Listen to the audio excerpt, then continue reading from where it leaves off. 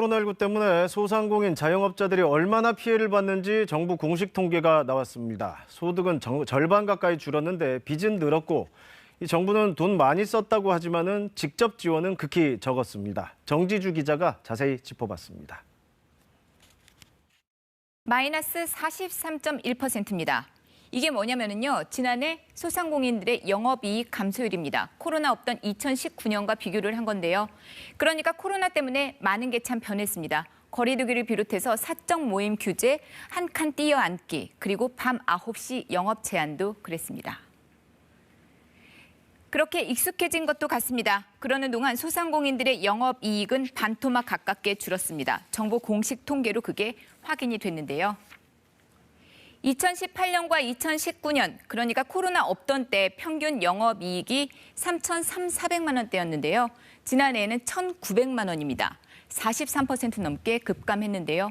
소상공인 실태 조사가 시작된 게 2007년인데 그 이후 최대 감소폭입니다.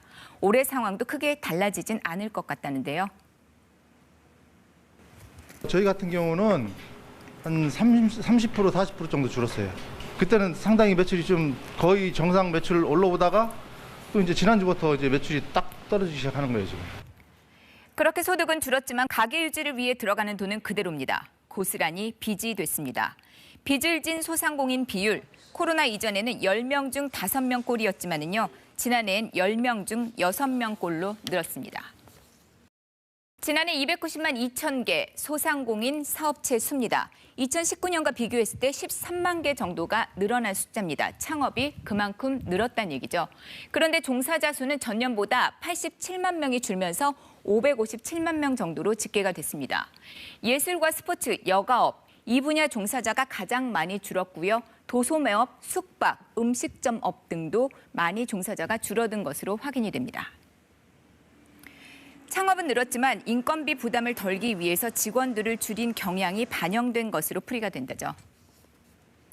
이렇게 소상공인 피해가 정부 공식 통계로도 확인이 되는 건데 그렇다면 같은 기간 정부 지원은 어느 정도였을까요?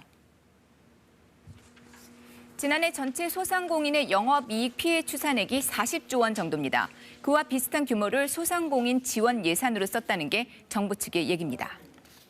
동시기에 정부에서는 재난지원금, 금융지원을 포함해 20년에는 43.1조 원 지원하며 그 내역을 뜯어보면요. 재난지원금인 새희망자금 2조 8천억 원, 지역화폐 등 소비 쿠폰으로 21조 7천억, 각종 저금리 대출 등의 18조 3천억 원 등입니다. 지원 규모 자체로는 부족해 보이지 않지만은요. 문제는 직접 현금으로 지원하는 건 새희망자금뿐이라는 겁니다. 이거 전체 예산의 10%도 안 되는 건데요. 자, 일단 그제부터 현금 100만 원이죠. 소상공인 방역지원금이 지급되고 있습니다. 영업시간 제한으로 매출이 감소한 모든 업종이 그 대상인데요. 어제까진 사업자 등록번호 끝자리로 홀짝제가 적용이 됐지만은요. 오늘부터는 그 홀짝 구분 없습니다. 없는 것보다야 낫지만은 이게 결코 해법이 될 수는 없다는 게 자영업자들의 반응입니다.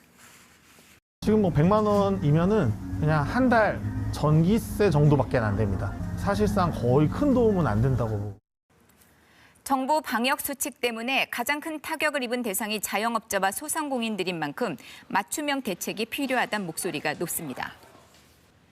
집단 행동으로도 이어졌습니다. 한 자영업자 단체는 간판 불을 끄고 영업하는 소등 시위를 벌였습니다.